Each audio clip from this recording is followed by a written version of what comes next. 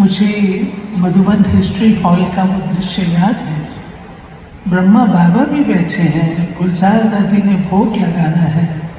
बाबा ने कहा गो सून और कम सून। एक रिकॉर्ड बजा, एक रिकॉर्ड 3 मिनट का। दादी गए, भोग लगाया और उस रिकॉर्ड के बजते बजते वापस। इतनी क्लीन और क्लियर बुद्धि थी, जिस कारण दादी को डिटैच होना कोई कठिन नहीं लगता था।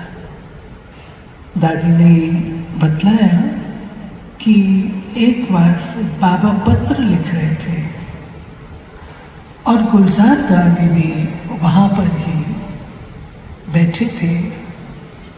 तो बाबा ने कहा कि बच्ची, एक दिन ऐसा आएगा जो तुम्हारे पत्रों को भी, जैसे साकार के पत्रों को सब इंतजार करते हैं पढ़ने के लिए, तुम्हारे पत्रों की भी इंतजार किया करेंगे। उस समय तो कुछ भी स्पष्ट नहीं था कि अव्यक्त पाठ चलेगा, ये होगा, लेकिन वो सब बात में स्पष्ट हुआ कि कैसे दादी जी के द्वारा लाए हुए संदेश दादी जब लिख करके भेजते थे तो वो केवल एक स्थान पर नहीं, परंतु वो संदेश अनेकों स्थानों पर जाता था।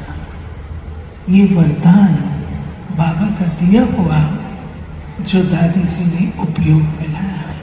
और जब संदेश लिखते थे दादी, उस समय दादी को कौन आ रहा है, कौन जा रहा है, कुछ नहीं। आप उनके सामने खड़े होकर के 10 मिनट खड़े रहिए, चले जाएंगे, दादी आंख उठा के नहीं देखेगी। इतनी एकाग्र बुद्धि होकर ऑलमाइटी का संदेश दादी लिखते रहे। दूसरा वरदान जो दादी जी को बाबा ने दिया, और वो था, बाबा ने कहा, ये सब दादी गुलजार ने डायरेक्टली सुनाया। बाबा ने कहा बच्ची, एक दिन आएगा तुम्हारे नैनों के द्वारा बहुत सेवा होगी। कहा बचपन में दिया हुआ वरदान, तुम्हारे नैनों द्वारा सेवा होगी। आज हम सब जानते हैं बाबा से मुलाकात हम सबकी कैसे होती थी, दादी जी के नैनों से। तीसरा, एक बार दादी, यज्ञ की बात है, हैदराबाद सिंध की, उसमें दादी कहीं क्लास करा रहे थे किसी को, तो मम्मा वहां से निकली। मम्मा ने सुना और मम्मा ने पूछा, ये इतना मीठा आवाज किसका है? दादी का बोलना स्वीट तो था, इतना मीठा आवाज किसका है? तो बहनों ने बताया ये गुलजार बोल रही है। उस समय तो दादी नहीं बोलते थे, गुलजार बोल। मम्मा ने कहा, वरदान दिया कि इसकी वाणी बहुत सेवा करेगी। और हम जानते बाप दादा के महावाक्य उनकी वाणी से। गुलजार दादी की वाणी में इतना संतुलन था, जो गुलजार दादी जो बात जितनी कहती है उतनी दादी कहते थे। एक्स्ट्रा नहीं, कम नहीं, बहुत संतुलित भाषा उनकी होती थी। और ये कला बहुत रेयर किसी किसी में होती है। जो कहना है, जितना कहना है उतना ही कहे, ये दादी जी की विशेषता थी। दादी जी VIP सेवा में आदि से रहे, आदि से। जब बाबा ने उनको भेजा तो वो जो रॉयल्टी के संस्कार हैं वो दादी के अंदर दिखते थे। बाबा ने जब भेजा तो उन दिनों कोई फर्स्ट क्लास के टिकट नहीं मिलते थे, थर्ड क्लास। और ट्रेन में सब प्रकार के लोग थे। बाबा ने उनको लखनऊ भेजा सबसे पहले। तो गुलजार दादी कहते थे, हमने बाबा को कहा, बाबा हमने तो लखनऊ देखा ही नहीं कहाँ है। तो बाबा बोले, अरे बच्चे, अंधों ने मुल्तान ढूंढ लिया और तुम त्रिनेत्री होकर के कहती हो लखनऊ कहाँ है। तो बता के लखनऊ कहाँ, ट्रेन में बैठे तो कहाँ इतना वातावरण में रहने वाले। अब जब थर्ड क्लास में गए, वहाँ पे भिन्न भिन्न प्रकार के लोग, कोई क्या है, कोई क्या है, कैसे, आप सोच सकते हैं दादियों को कैसे लगा होगा। स्टेशन मास्टर के पास गए और उनको बोला कि हमें फर्स्ट क्लास में भेजो। उसने कहा टिकट दिखाओ।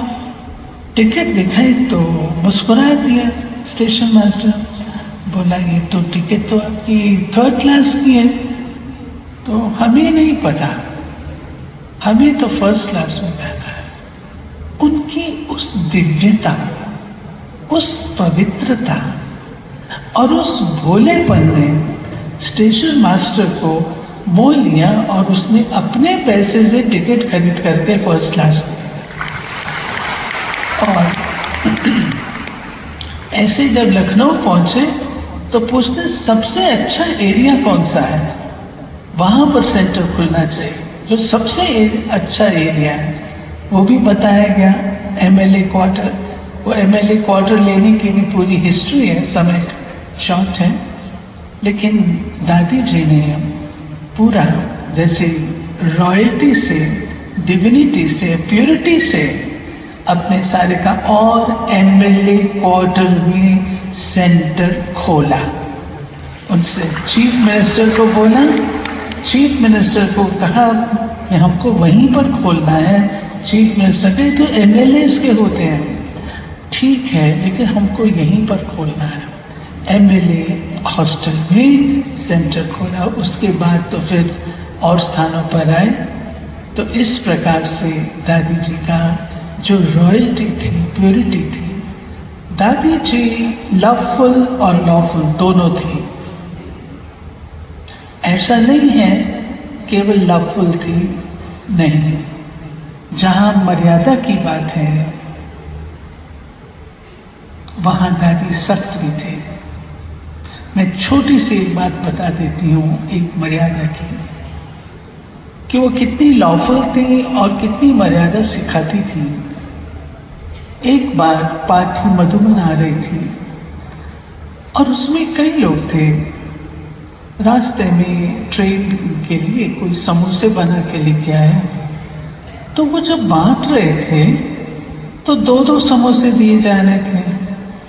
एक बहन थी, कन्या, उसके साथ में एक भाई बैठे थे। उस कन्या को एक ही चाहिए था, तो उसने दूसरा समोसा उठा करके उस भाई की प्लेट में डाल दिया। बात पूरी हो गई।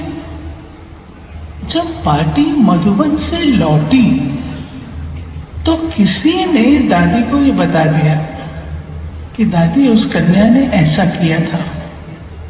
दादी ने उसको बुलाया, कहा मधु तुमने ऐसा हुआ था, ऐसा किया था।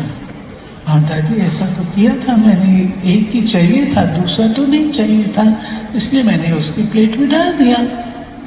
दादी ने समझाया ऐसा नहीं करते, छोटी सी बात है, परंतु मर्यादा क्या कहती है वो दादी शिक्षा देती थी। आपका संग बहुत अच्छा होना चाहिए।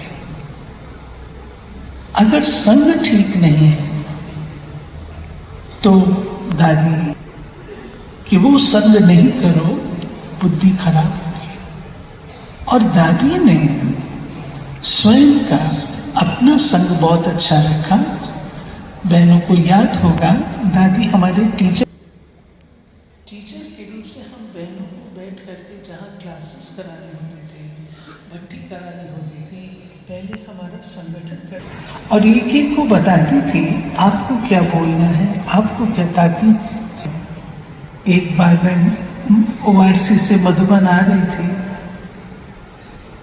दादी पीछे थे ORC में। मैंने कहा दादी मैं जा रही हूँ, अब सारा घर आपको संभालना है। दादी एकदम पीछे बहने बताती हैं सवेरे से लेकर रात तक दिनचर्या कैसी होनी चाहिए। दादी पूरा लीडरशिप लेकर के, ऐसे नहीं तुम ये कर लो तुम ये कर लो, नहीं, दादी स्वयं मैदान में उतर के लीडरशिप लेके सारे कार्य करते थे। कैचिंग पावर बहुत अच्छी थी। मेरी आंख में आंसू आ जाते हैं जब मैं याद करती हूँ। एक बार मैं बहुत डिफिकल्ट कंडीशन में आ गई थी, बहुत डिफिकल्ट, और मैं चाहती थी बाबा का मैसेज मिले। दादी टूर पर थे, दिल्ली में नहीं थे, विदेश में थे, और विदेश में कहीं इजराइल में जहाँ रेत के टीले हैं उनके बीच में, जहाँ कम्युनिकेशन भी नहीं हो सकता। दादी नीलू को कहती है मेरे को महसूस हो रहा है कि आशा मुझे याद कर रही है। नीलू का दादी रोक करके कर लेंगे, नहीं तुम अभी फोन करो। गाड़ी रुकाई, फोन मिला है, और सच में जो मुझे चाहिए था मैंने दादी को बोला दादी बाबा से मैसेज चाहिए। आधे घंटे के अंदर दादी ने जवाब दिया। कैच करना, जो बाबा कहता है कि बच्चे क्या तुमको भक्तों की आवाज सुनाई नहीं देती, ये एक मिसाल है। और आज मैं सोचती हूँ अगर दादी को मेरी आवाज सुनाई दी, हमें भी तो सुनाई देनी चाहिए। वो क्या चीज थी दादी में, जो दादी आवाज और कैच कर लेते थे, क्या चीज थी? वो थी शुभ हमें तब सुनाई दे।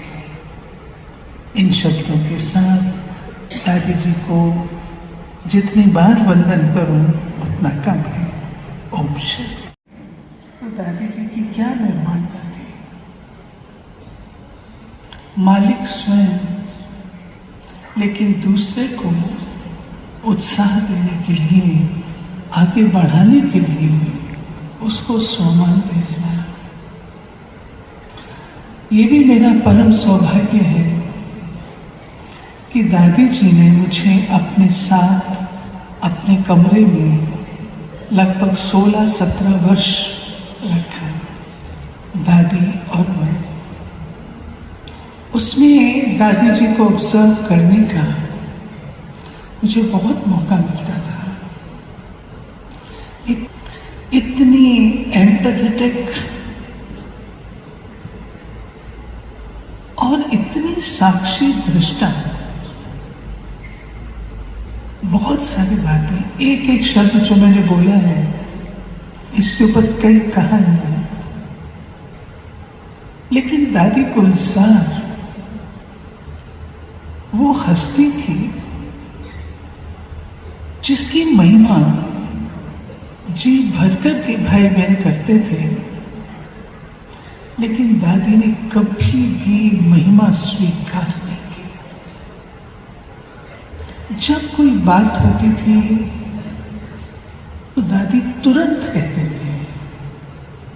उनका फर्स्ट सेंटेंस, ओपनिंग सेंटेंस होता था, ये सारी महिमा तो शिव। दादी ने कभी इसको दिल से लगाया नहीं, स्वीकार नहीं किया। इसीलिए आज वो हम सबके दिलों पर राज्य करते हैं। इतनी महिमा हम दिल से उनकी करते हैं। तीसरी चीज जो दादी ने स्वयं मेरे को सुनाई थी, दादी ने कहा